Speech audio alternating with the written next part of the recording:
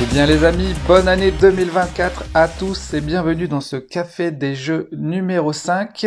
Aujourd'hui, dans ce menu, nous allons parler des jeux en solo, des jeux joués en duo et des jeux d'ambiance. C'est parti les amis. Et on commence par du très lourd joué en solo. On commence par Nemesis Lockdown les amis, joué en solo.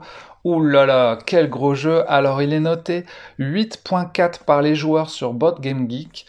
Alors, qu'est-ce que je pense de Nemesis Lockdown? Eh bien, ça a été un très gros plaisir de jeu, hein, ce jeu. Par contre, au niveau des règles, ça a été compliqué de d'appréhender ce Nemesis Lockdown. Je suis reparti souvent dans les règles. J'ai même carrément joué avec mon livret de règles, hein, parce que à chaque tour de jeu, je regardais mon livret de règles pour savoir ce qu'il fallait faire, etc.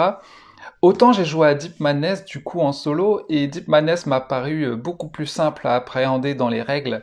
Dans Nemesis Lockdown, j'avais jamais joué avant à Nemesis, donc je connaissais pas les règles. Donc j'ai dû apprendre et j'ai carrément pris au début une soirée pour apprendre les règles et après en jouant j'avais mon livret de règles. Donc compliqué hein, au niveau des règles ce Nemesis parce que vous allez avoir plein de salles différentes avec des tuiles, il faut connaître toutes les tuiles. Vous avez votre tour de joueur, à chaque fois vous jouez vos cartes. Sur vos cartes il y a marqué des trucs, il faut savoir ce que ça fait. Vous avez la contingence à la fin de à la fin de la partie, il faut savoir ce que c'est. Enfin voilà, vous avez trois façons différentes de vous échapper, il faut savoir à chaque fois les conditions qu'il faut pour pouvoir s'échapper. Donc, mais à part ça, en fait, c'était quand même super quand même. C'était quand même super et à mon avis ce jeu, plus tu joues, plus tu prends du plaisir parce qu'après tu connais de mieux en mieux les règles et une fois que tu as absorbé toutes les règles et que t'as plus à t'en faire avec ça, à mon avis c'est là que tu prends un plaisir immense à ce jeu. En solo, j'ai fait deux parties, j'ai fait une première partie totalement solo avec un seul personnage, avec l'application. C'était pas terrible parce qu'il s'est pas passé grand chose en solo avec un seul personnage.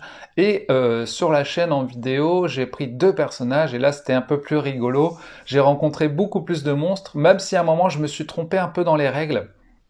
Parce que quand tu lances le dé avec la griffe qui fait du bruit tout autour de toi, tu dois mettre du bruit tout autour de toi, sauf là où il y en a déjà. Et moi, j'en mettais quand même là où il y avait déjà du bruit. Du coup, ce qui fait que les monstres apparaissaient alors qu'ils n'étaient pas censés apparaître à ce moment-là. Du coup, je me suis un peu, je me suis un peu fait avoir sur cette partie. Il y a plus de monstres qui sont apparus qu'il ne devait normalement y avoir. Mais bon, c'était rigolo quand même. Voilà, c'était rigolo quand même. J'ai un personnage qui est mort, hein, qui a survécu. Je me suis bien amusé et j'ai trop hâte d'en refaire une maintenant que je connais un peu mieux les règles.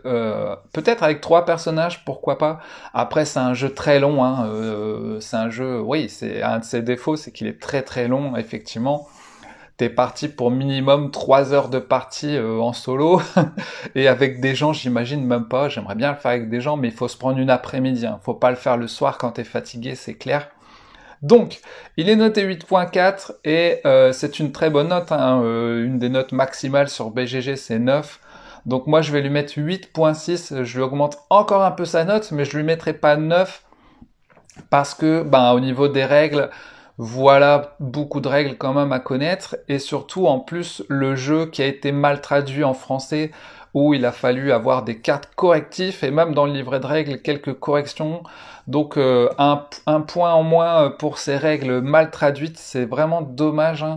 Mais un très bon jeu, il restera dans ma ludothèque, dans ma collection, hein, je le garde.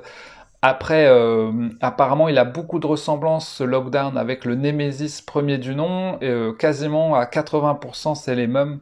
Donc ça sert à rien d'avoir les deux, j'en pense, sauf pour avoir les figurines des différents aliens, parce que les figurines du premier, elles ont l'air bien sympas, elles ont l'air plus aliens, alors que dans ce Lockdown, elles ont l'air plus un peu monstre, chauve-souris, un peu dragon, un peu... Voilà. Elles font moins aliens, elles font vraiment monstre, chauve-souris, on va dire.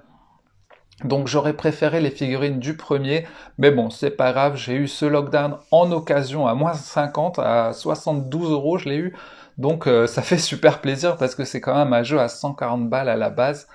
Mais voilà pour ce Nemesis Lockdown, j'ai trop hâte de refaire une partie hein, quand même. Mais c'est quand même un jeu fatigant. Hein. À la fin de la partie, vous êtes fatigué quoi. Donc voilà, n'hésitez pas à aller voir la vidéo sur la chaîne que j'ai faite. Ça fait super plaisir. Voilà pour ce Nemesis Lockdown que j'ai quand même beaucoup aimé. Et puis au niveau des graphismes, des personnages, des figurines et tout, du matos, c'est quand même incroyable. Donc voilà. Alors, dans les jeux joués en duo ce mois-ci, on a Into the Blue. Into the Blue qui est noté 6.6 par les joueurs.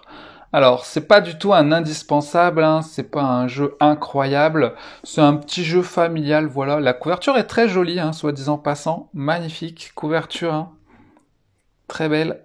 Et puis voilà, en fait, finalement, regardez, vous allez avoir un plateau comme ça, finalement, et avec des petits coquillages. Vous avez des dés et vous allez lancer vos dés finalement comme dans un Dice Throne. Vous allez pouvoir les relancer 3 fois en gardant les numéros qu'il vous faut. Et puis en faisant une suite de dés, faut faire une suite. Vous allez pouvoir voilà choisir, si vous faites une suite 1, 2, 3, 4, 5, vous allez pouvoir choisir par exemple 3 pour plonger à la profondeur numéro 3 pour laisser un de vos coquillages de votre couleur qui vous donnera des trésors à la fin de la partie. Et oui, celui qui a le plus de coquillages gagnera le trésor, par exemple là 3, 2, 1, etc. pour gagner des trésors. Et puis si vous arrivez à faire la suite spéciale 1, 2, 3, 4, 5 plus je sais plus quoi, un chiffre, un truc spécial, vous allez pouvoir récupérer les trésors tout en bas qui sont les meilleurs trésors. Donc finalement voilà, un jeu qui se joue avec des dés, avec un plateau pour récupérer des trésors. Donc c'est un jeu familial, finalement tout le monde peut jouer, des enfants, des mamies, etc. Moi je vais lui mettre la note de 6, voilà. C'est pas un indispensable du tout, hein. Je pourrais le revendre. Même malgré ça, j'aime bien quand même parce que ça reste original, la couverture est belle, le matériel est plutôt sympa, donc voilà, la boîte est rigolote parce qu'elle est assez, elle est pas très épaisse, vous voyez, regardez, elle est plutôt fine, donc un jeu original, mais pas du tout indispensable. Vous voyez, vous avez des coquillages, regardez le matériel, il est assez rigolo, vous avez des coquillages de différentes couleurs finalement. Mais voilà, j'essaierai de le ressortir avec différentes personnes pour voir ce que les gens en pensent. Les dés ils sont jolis, voilà, le matos est plutôt cool hein, finalement. Ça va, hein, franchement. Et je l'ai eu pas cher, hein, je l'ai eu à 10 € je crois. Il est souvent en promo, donc à 10 €, voilà quoi. Ça mange pas, ça mange pas de pain, j'ai envie de dire. Par contre, c'est de 2 à 5. Donc voilà, la dernière fois, je voulais jouer à 6 et finalement, on pouvait pas parce que c'est que jusqu'à 5. Dommage, hein. Pourquoi se limiter à 5 et pas pouvoir mettre 6 personnes? Mais bon, voilà pour Into the Blue. Ensuite, en duo, on a fait les unlocks, hein. On en fait tous les mois des unlocks. Donc, eh oui, les petits jeux d'enquête. On a fait ces deux-là, là. Meurtre à Birmingham et Red Mask. Et deux très bons unlock short, hein, j'ai bien aimé les deux et ils sont d'ailleurs bien notés. On va les mettre dans ce sens-là. On a Birmingham qui est noté 7.8 par les joueurs et Red Mask qui est noté 8 par les joueurs. Ouh là là, des très bons unlocks, franchement, ils sont dans le top du panier. Je vais faire une vidéo où je fais un classement d'ailleurs. Alors moi, Birmingham, je vais lui mettre un 8. J'ai beaucoup aimé Birmingham. En plus, il y avait vraiment derrière les cartes, il y avait carrément des maisons derrière les cartes où on pouvait faire des trucs avec. Vous voyez, je vous montre. Vous voyez, vous avez des petites maisons derrière pour trouver. Donc, va falloir jouer en fait dans les deux sens hein, des cartes parce que vous allez pouvoir trouver des trucs aussi en regardant derrière les cartes. Donc j'ai bien apprécié ça parce que des fois dans les Launchork, ben le dos des cartes sert à rien du tout. Et là, ben il sert et il y a des petits indices à trouver. Vous voyez là, il y a un meurtre ici, vous allez pouvoir fouiller dans le meurtre, etc. Et puis voilà, vous avez différents trucs. Donc Franchement, un bon unlock, on a bien aimé. Et puis, on avait regardé une série en même temps sur Netflix. On avait regardé une série qui était un peu dans le même style. Donc, quand on a joué à ce Meurtre à Birmingham, ça nous a fait rigoler parce que ça nous faisait penser à la série qu'on regardait en même temps. Donc, c'était plutôt cool. Donc, voilà, un 8 pour ce Meurtre à Birmingham qui est très sympa. Et on a fait le Raid Mass qui est sympa aussi, hein, et qui est noté 8 par les joueurs, donc un peu plus. Et moi, je vais lui baisser un petit peu sa note, je vais lui mettre un 7.9, parce que j'ai un peu moins apprécié que Meurtre à Birmingham, mais il était très bien quand même. Hein. Mais il y a certains trucs qui ont pas marché dans notre partie. Donc voilà, mais à un moment on était bloqué aussi, je crois, mais il était sympa aussi. Donc quand même deux bons unlock short que je conseille si vous faites des unlock short. Il y en a qui sont vraiment pas à conseiller. Vous regarderez ma vidéo quand je la ferai sur le classement des unlock shorts, mais ceux de là sont très bien. Voilà. Et puis on passe en jeu joué en duo à Nekojima. La boîte est un peu grosse, oui. Voilà Nekojima, très beau jeu que je voulais. Dès que je l'ai vu, j'ai dit ah il me le faut ce jeu. Et puis on a joué en duo et puis on s'est bien amusé hein, finalement. C'est un jeu voilà où vous allez devoir construire une tour de bois avec des cordes. Vos cordes représentent en fait finalement des câbles électriques. Des câbles électriques, donc il faut pas que vos câbles touchent rien. Il faut pas qu'ils touchent d'autres câbles ou il faut pas qu'ils touchent du bois. Et puis vous allez simplement lancer 2 dés qui vont vous donner une couleur, par exemple violet, et ça veut dire que vous allez devoir mettre un de vos morceaux de bois sur du violet, et puis par exemple sur du bleu, donc la zone bleue.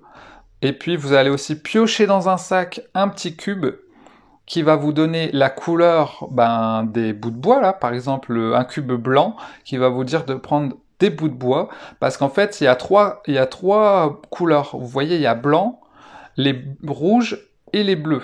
Et en fait, les rouges, c'est les fils les plus courts. Les bleus, c'est les fils les plus longs. Et les blancs, c'est les fils entre les deux. Donc, non seulement vous allez avoir des zones, voilà. Quand il y a toutes les couleurs, vous allez pouvoir choisir la couleur que vous voulez. Et quand c'est le noir, c'est votre adversaire qui va choisir la couleur où vous mettez votre bout de bois. Donc c'est assez rigolo ce système, voilà, où vous lancez vos dés, vous allez devoir mettre des couleurs, en plus vous piochez dans un sac un cube qui va vous dire quel truc vous allez choisir, et en plus des fois vous allez avoir un cube noir. Le cube noir c'est en fait votre adversaire qui va devoir poser un chat sur un des câbles électriques, donc encore plus dangereux pour faire tomber la tour. Et puis vous avez quand même des interdits, vous n'avez pas le droit que vos câbles touchent le sol, ils doivent pas toucher le sol, ils doivent pas toucher d'autres trucs, et vos trucs, ça doit pas dépasser de la zone. Voilà, donc vous avez tout un système comme ça.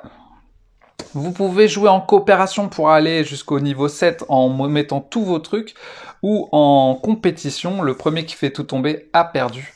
Et j'ai vu des gens qui ont dit que c'était assez facile. C'est vrai qu'ils tombent pas si facilement et ils tiennent assez bien les bouts de bois. Hein. Donc vous pouvez aller assez loin.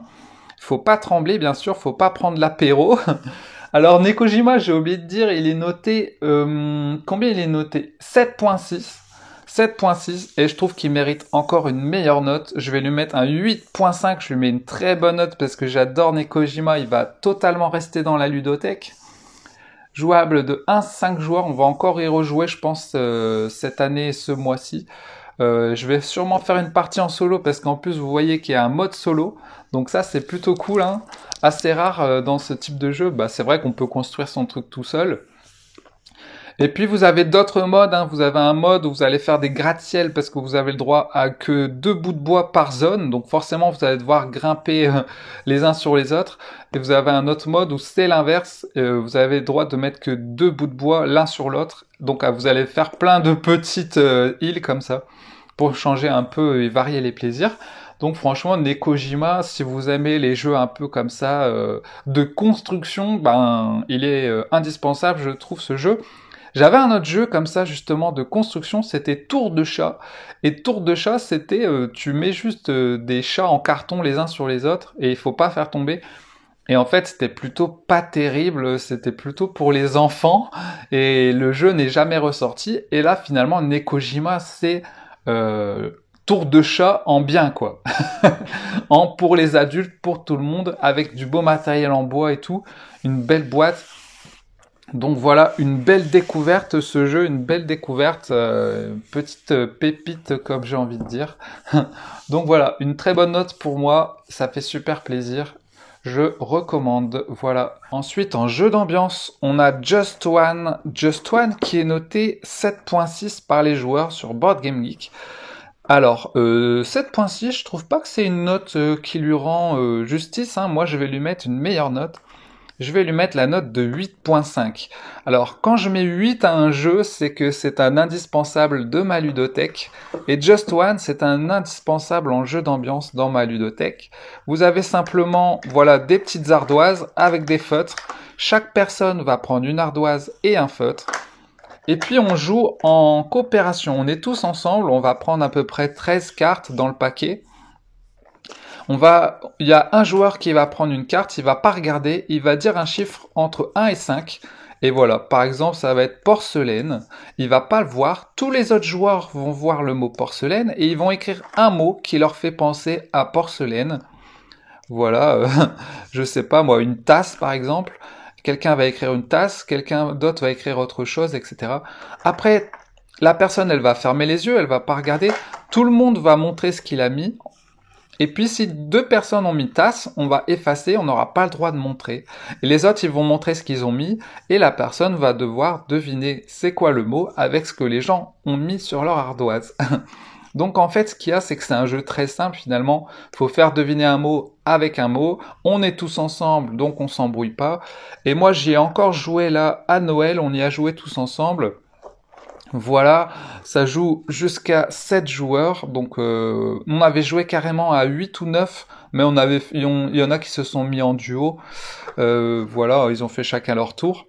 Dommage hein, que ça joue pas un peu plus à plus, ça aurait pu jouer à 10, ce serait encore mieux pour les grandes familles. C'est peut-être ça son défaut finalement, c'est que ça joue que jusqu'à 7. Mais c'est un très bon jeu hein, qui reste dans la collection parce que c'est un jeu que tout le monde aime bien, qui est très simple à jouer. Vous jouez avec des gens qui ne jouent pas aux jeux de société, ils comprennent facilement. Et puis comme on est en coopération, finalement tout le monde est content. Après, si vous voulez pas jouer en coopération, ben vous pouvez aussi dire voilà, si t'as pas réussi à trouver ton mot, tu perds tes points et tu gagnes des points quand tu trouves le mot. Tu peux aussi jouer pas en coopération si tu veux, chacun gagne son point. Mais bon, en coopération, c'est bien aussi, tu dis allez, il y a 13 cartes, on essaie d'en gagner le plus possible, voilà. Donc très bon point pour ce Just One, hein, noté 8.5 et reste dans la collection. Après, petit défaut au niveau des feutres. Les feutres, si vous les fermez pas bien, eh ben ils peuvent ne plus marcher et ça c'est chiant. Moi j'en ai deux qui marchent plus déjà alors que j'ai même pas le jeu depuis 1 an et j'ai déjà deux feutres qui marchent plus. Donc dommage pour les feutres. Mais sinon très bon jeu ce Just One, je le conseille à tout le monde dans sa ludothèque. Ensuite à Noël on a joué à Skyjo. Bon bah je sais pas si je dois présenter Skyjo, hein. Tout le monde connaît Skyjo. C'est un des jeux les plus vendus, je pense, en magasin, et il est noté 6.7 par les joueurs. Assez étonnant qu'il ait noté que 6.7, vu que c'est un des jeux les plus vendus, et qu'en général tout le monde aime bien, mais tout le monde n'aime pas quand même, hein, les amis, parce que c'est quand même un truc avec des chiffres. Va falloir choisir une carte soit ici, soit dans la pioche, pour pouvoir changer vos cartes. Et le but, c'est de faire le plus petit score possible. Donc, vous avez des chiffres de -2 à 12. Voilà. Et il faut que dans votre zone de cartes, vous ayez le moins de points possible. Et quand vous faites une ligne de 3 pareil, eh ben, vous pouvez les virer pour avoir 0. Et on a joué à Noël tous ensemble, on a joué à 8, ça se joue jusqu'à 8. Et donc voilà, c'est simple aussi, subtil comme ils le disent. Tout le monde aime bien, en fait, dans la famille, tout le monde a bien aimé. On a fait quelques parties à Noël autour d'une table. C'est bien passé, voilà, c'est quand même un indispensable. Donc moi, je vais lui mettre un 8. Une note de 8 parce que c'est un indispensable dans la ludothèque quand même, Skyjo, ça coûte pas très cher, voilà, vous pouvez jouer avec des enfants, avec des papis, des mamies, avec tout le monde finalement, très simple à jouer. Après il vous faut une table hein, quand même pour jouer, pour pouvoir mettre toutes vos cartes, voilà, mais C'est très simple à jouer, puis c'est un des jeux les mieux vendus, donc voilà. Dans la ludothèque, ça fait toujours plaisir, mais tout le monde ne peut ne pas aimer, hein. Il y en a des gens qui aiment pas Skyjo, hein, je le comprends totalement. C'est avec des chiffres et tout, ça peut être un peu rébarbatif au bout d'un moment. Donc voilà, pour ce Skyjo, je lui mets un 8 parce qu'il reste indispensable dans une ludothèque. Et on passe à l'Assemblée des vilains, qui est en fait un loup-garou. Moi, j'avais pas de loup-garou, et j'ai pris ce jeu, finalement, on y a joué à Noël, parce que justement, j'ai pris ce jeu parce qu'on était beaucoup à Noël, hein, et que quand vous cherchez des jeux qui peuvent jouer à plus de 10 joueurs, là, c'est carrément 12 joueurs, je crois qu'on y a joué, on était 10, justement. Donc voilà, hein, c'est compliqué de trouver des jeux qui jouent à 10 et qui sont pas trop difficiles. Donc finalement, dans ce Disney vilain, c'est un loup-garou. Donc lui, il est noté 6.7. Bon, c'est pas une note folichonne, hein. 6.7. Moi, je vais lui donner la note de 6.5. Ouais, c'est pas non plus un jeu incroyable, hein. Finalement, vous pouvez jouer en loup-garou classique. En loup-garou classique avec des villageois et des... Oula, elle a pris cher cette carte-là. Des villageois et des traîtres, finalement. Les traîtres qui vont devoir éliminer les villageois la nuit, hein. Tout le monde connaît ça aussi, le loup-garou, je pense. Sauf que dans ce jeu, vous pouvez aussi mettre des nouvelles règles avec les personnages. À chaque fois, vous allez avoir un boss et son acolyte. Voilà, vous voyez, Monsieur Mouche, c'est l'acolyte du capitaine Crochet, le roi de cœur, c'est l'acolyte de la reine de cœur, etc. Et en gros, l'acolyte qui va avoir sa carte, en fait, vous allez à chaque fois donner soit la carte gentil ou méchant, et en plus une carte de personnage. Et l'acolyte, s'il vote pour son boss, il faut que son boss il soit gentil, quoi. Parce que s'il est méchant, attendez, s'il est gentil... Ah ouais, s'il est gentil et que le boss vote pour son boss, l'acolyte se fait éliminer aussi, en fait. Donc il faut qu'il soit sûr que le boss soit méchant pour voter pour lui. Sinon, il peut se faire éliminer aussi. Donc voilà, il y a cette règle-là. Et en plus, chaque personnage aura des pouvoirs en plus. Par exemple, Diablo, il va pouvoir espionner la carte de quelqu'un la nuit et tout. Un peu comme dans le loup-garou, quand t'as les règles supplémentaires, là c'est pareil. T'as des personnages qui ont des règles supplémentaires. Le prince Jean, il a une couronne, il va pouvoir délibérer quand il y a un vote égal la journée. Les gens sont égalité en vote. Lui, il va trancher, il va dire c'est moi qui choisis, voilà. Donc il y a des petits pouvoirs comme ça en plus dans ce jeu. Maléfique, etc. Elle joue avec Diablo.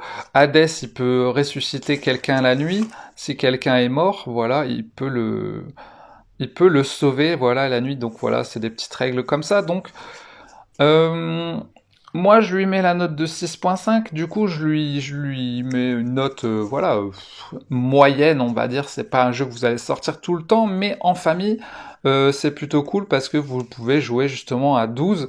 Là, vous voyez, ils vous disent les cartes que vous pouvez utiliser en fonction du nombre de joueurs. Après, il vous faut vraiment un maître du jeu. Donc là, c'était moi le maître du jeu. Un maître du jeu qui connaît les règles et qui peut expliquer et puis qui peut dire allez, tout le monde s'endort. Hadès se réveille la nuit, il peut sauver quelqu'un. Maléfique, la nuit, elle se réveille, elle peut regarder la carte de quelqu'un, etc. Enfin, en plus, c'est même pas elle qui regarde. Elle va choisir quelqu'un et c'est son compagnon Diablo qui va regarder la carte et qui va lui dire à l'oreille ce que c'est. Donc voilà, il y a plein de petites règles à savoir. Donc il faut que le maître du jeu, ce soit un bon joueur qui connaisse les règles et qui peut apprendre les règles à tout le monde, parce que les gens qui jouent pas aux jeux de société, ils vont être vite perdus pour chaque personnage, en plus des rôles cachés. Voilà, quand au début j'ai expliqué les règles à tout le monde, les gens ils ont dit « Ouh là là, je comprends rien !» Mais quand j'ai filé l'animateur et que j'ai dit voilà, toi tu te réveilles, toi tu t'endors, toi tu fais ci, toi tu fais ça, là ça allait mieux parce que finalement je l'ai guidé dans la partie. Donc il faut vraiment un guide pour la partie en tant que maître du jeu. Après, si vous avez du mal avec les règles, faites attention. Il faut que vous connaissiez un peu les jeux de société pour apprendre aux gens les règles. Mais après, vous pouvez toujours jouer avec le mode facile, loup-garou classique, quoi. Voilà, les méchants, les gentils, voilà. Si vous voulez pas faire les règles, c'est plus simple. Donc voilà pour ce petit loup-garou. Il reste dans ma ludothèque parce que c'est le seul loup-garou que j'ai et quand on est en famille, c'est un jeu facile à sortir. Tu donnes les cartes aux gens. On n'a pas besoin de table, on n'a pas besoin d'enlever tout ce qu'il y a sur la table et puis ça se joue assez facilement. C'est pour ça que c'est cool. Voilà pour ce loup-garou. Ensuite, on a joué à The Mind. Alors, The Mind, on a joué dans un bar, en fait. On était dans un bar avec ma cousine, on était à 4. Je l'ai vu dans un bar traîner dans un coin. Et j'ai dit, allez, je le prends, comme je connais les règles, on a joué. Et puis, c'était plutôt rigolo dans le bar, hein, finalement. The Mind, où chacun va avoir des cartes dans sa main avec des numéros. Et puis, finalement, c'est hyper simple. Il va falloir poser ses cartes dans l'ordre de 1 à 100, finalement. Mais on n'a pas le droit de parler, donc il va falloir savoir un peu quand poser sa carte, de la plus petite à la plus grande. Chacun doit poser sa carte. Si par exemple moi j'ai le 1, je la pose direct. Si quelqu'un a le 3, il va attendre un peu, après il va la poser. Mais tu sais pas quand les gens font poser leur carte. En gros, plus t'as une carte longue, plus tu vas attendre avant de la poser, quoi. Et puis si tu te trompes, bah tu perds un niveau, tu perds une vie, et puis au début, je sais plus, t'as 3 vies, un truc comme ça, donc si tu perds tes 2 ou 3 vies, vous avez perdu le niveau. Vous allez augmenter de niveau en niveau, ça va être de plus en plus difficile, parce que vous allez avoir de plus en plus de cartes. Puis vous avez un petit bonus, voilà, pour défausser des cartes, etc. Donc voilà, c'est un jeu d'ambiance dans le bar, là, ça a bien marché, c'était rigolo. Moi, je le possède, ce jeu, hein. J'ai oublié de dire, il est noté 6.8 par les joueurs. Bon, plutôt une bonne note, ça va. Mais honnêtement, moi je le possède à la maison et je le sors jamais en jeu d'ambiance, hein. Je le sors vraiment jamais. Quand je fais une soirée, je me dis pas, ah, je vais prendre The Mind. Là, il était dans un bar, on l'a pris, c'était cool. Mais à la maison, je le sors vraiment jamais. Donc je vais lui mettre la note de 6. Pour moi, c'est pas un indispensable, c'est pas un jeu, je me dis, ah, il me le faut absolument, et c'est pas un jeu qui sort beaucoup dans ma ludothèque, donc c'est pour ça que je lui mets que un 6. Mais après, quand on y joue, souvent ça va, ça passe bien, les gens, la première fois qu'ils y jouent, ils aiment bien, mais tu vas pas y rejouer 10 000 fois dans l'année, quoi. Donc voilà pour ce The Mind. Mais j'aime bien la couverture, très sympa. Et après, c'est un jeu original, hein, quand même. Tu dois pas parler, ouais, t'es un peu télépathe, tu dois penser avec les autres pour jouer. Voilà pour ce The Mind. Ensuite, on passe à Tengo Duo, un jeu que j'ai pas acheté très cher, 10 euros je crois, qui est noté 7.4 par les joueurs. Donc ça va, c'est plutôt une bonne note. Et je vais lui augmenter encore sa note, je vais lui mettre un 7.9. Parce que on a bien aimé, on a joué avec des amis, on a joué avec des grands-parents. Puis voilà, on a encore les réponses là finalement de la dernière partie. En gros, tu te mets en duo. Par exemple, si t'es 4, tu fais une équipe de 2 et une autre équipe de 2. Et puis tu vas avoir... attendez, je vais vous montrer les cartes. Ouais, il y a beaucoup de cartes en plus, niveau rejouabilité, c'est plutôt pas mal, hein. Tu vas prendre une carte. Voilà.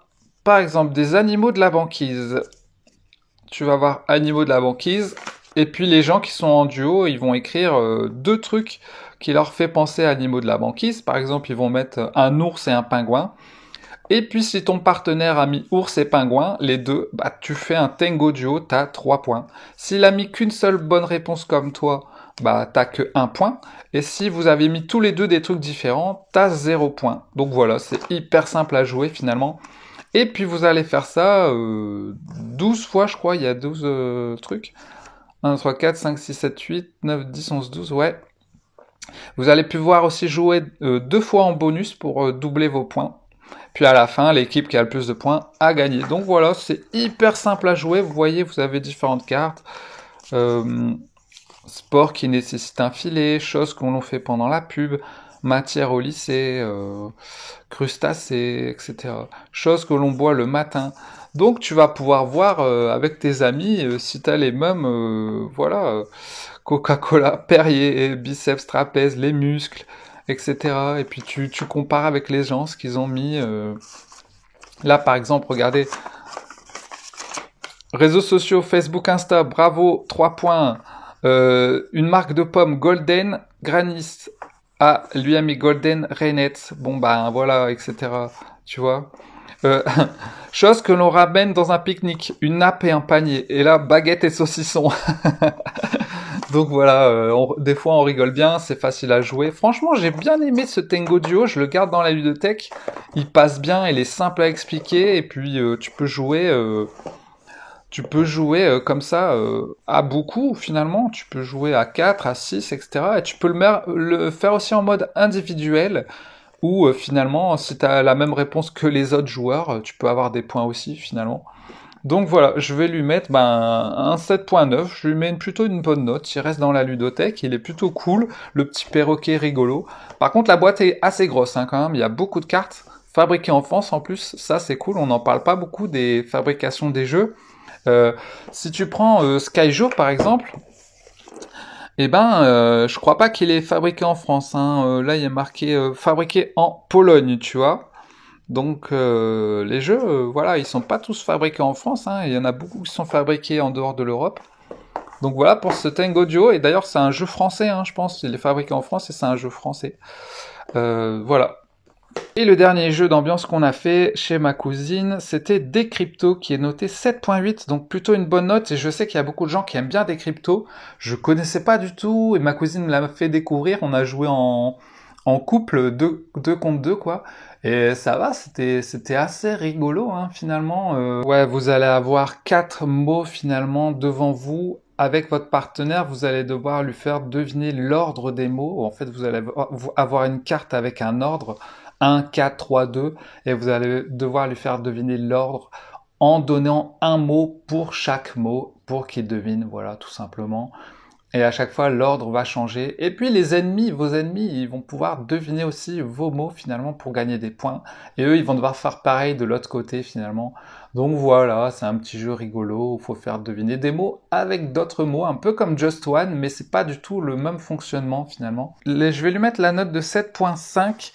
C'était plutôt rigolo. Maintenant, je pense pas que je l'achèterai, ce jeu Decrypto. Mais voilà, un jeu d'ambiance, bah voilà, qui passe bien encore avec des mots. Beaucoup de jeux d'ambiance avec des mots, hein, finalement. Et voilà pour le café du jeu numéro 5, les amis, ça fait super plaisir. Je vous mets des liens en description si vous voulez vous commander les jeux. C'est des liens affiliés qui me permettent d'acheter de nouveaux jeux si vous faites vos achats dessus. Un petit pourcentage, voilà, ça vous coûte pas plus et ça fait toujours plaisir. Je vous fais des gros bisous les amis, on se retrouve à la prochaine vidéo. Allez, salut tout le monde, gros bisous et merci pour le soutien. Tchuss!